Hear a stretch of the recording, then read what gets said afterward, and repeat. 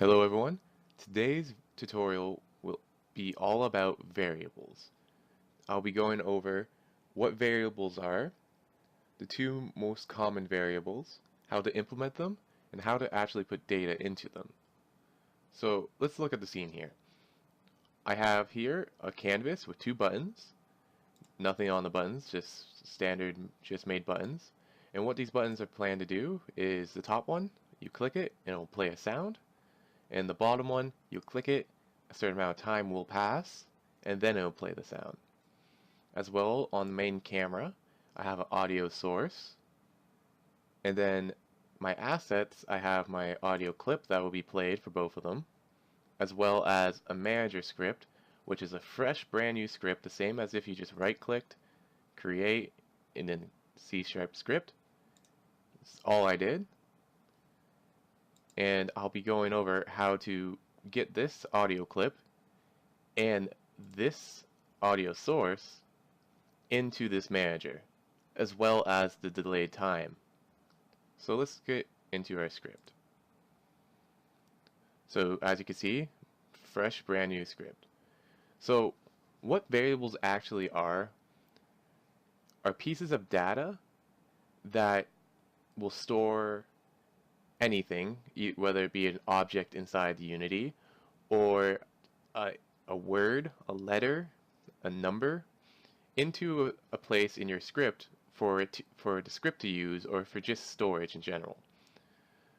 So the two common variables that you'll run into are public and private variables. Public variables can be seen in the editor as well as changed, while private variables cannot. So I'm going to make a public variable, and the way you determine that's going to be a public variable is... Sorry for the cut there, my mic messed up a little bit. So as I was saying, the way you determine that's going to be public is by simply putting the word public next to it. And for this one, it's going to be our audio clip. So I'm just going to type in audio clip. The second thing you type in will be the type. So if you want audio clip, it's audio clip. Audio source will be audio source.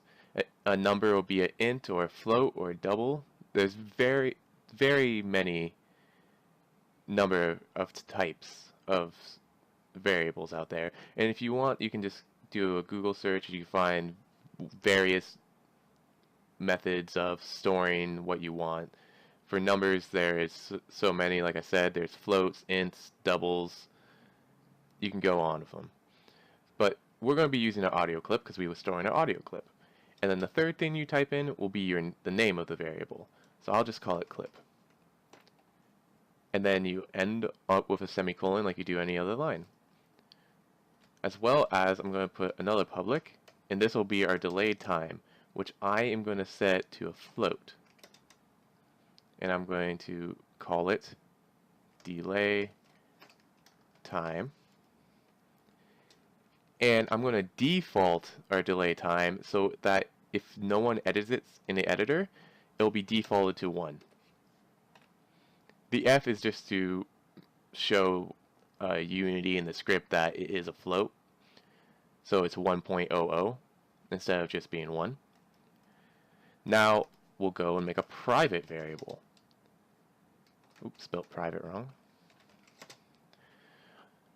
So just like public, the way you determine a private variable is by simply putting the word private next to it. And this is going to be our audio source. Audio source. I'll just call it source. So unlike public variables, private variables cannot be seen or passed in through the editor. The way a private variable will get put in or stored is through the script it's on. So in our start function, we need to go and get our audio source, which is on our main camera. So the way I'm going to do that is by doing camera.main.getComponent. I'll call it audio source. So what that's going to do is going to go and find our main camera, and it's going to go grab a component, and it's going to grab the audio source component that we put on the camera.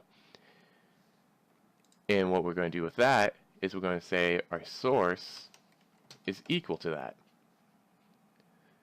So now the private variable we made is going to find and store that audio source that's in our scene.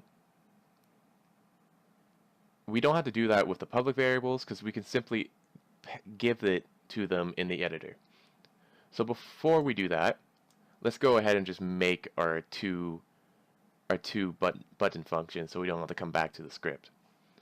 So the two button functions we have is play sound and play sound delayed. So we'll just make those quickly. The public voids play sound, double capital at the beginning, doesn't matter. You can name them anything you want. And it's simply going to be source dot play one shot,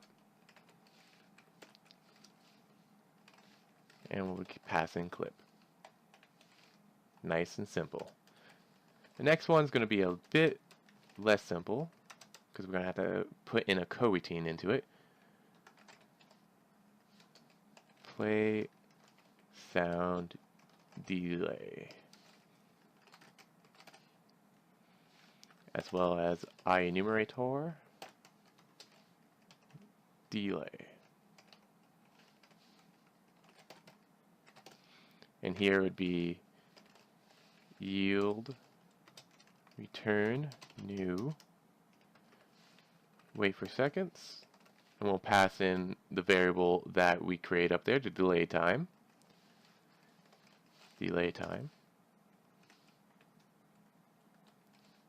And then just grab this exact same line here and put it there. And then in our function itself, we'll just call the coroutine.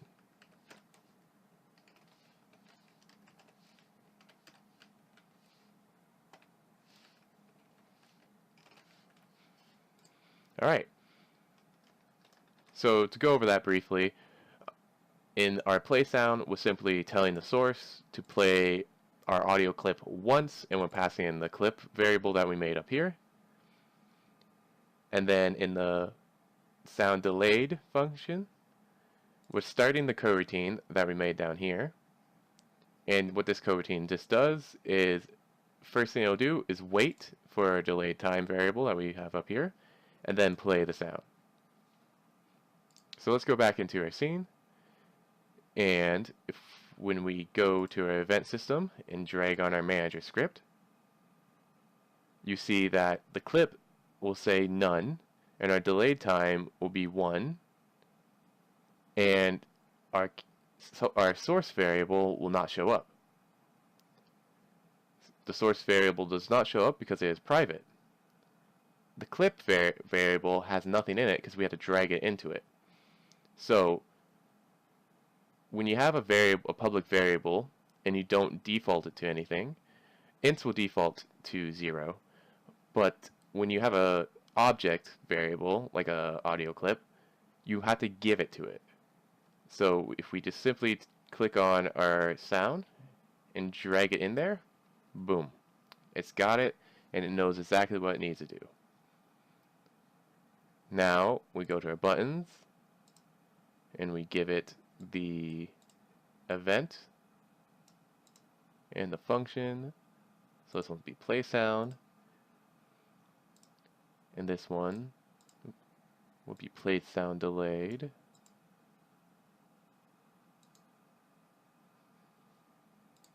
And those should both be set up now. And if we go back to our manager script, we can change this from 1 to anything we want. We can drag it, or we can simply just put numbers. So I'll set it to 1.5. So now when we play, alright, sorry about that. Seems Unity didn't like the audio clip I passed in, so I went and got myself a new one and just replaced it. So let's try again. When I push this button, it should play the sound immediately. And when I push this button, it should delay for 1.5 seconds and then play the sound. As you see there, it worked. And with this line here, this line here, you can see that we did not have to pass in the camera or the audio source. The script went out and got the data it needed. So at the start of the scene, it found our main camera and it went and took this component that was on the camera and used it as our audio source. But that is basically variables in a nutshell. Thank you for watching, and if you have any questions or if you would like to suggest a topic for my next tutorial, leave a comment down below. Thank you and have a great day.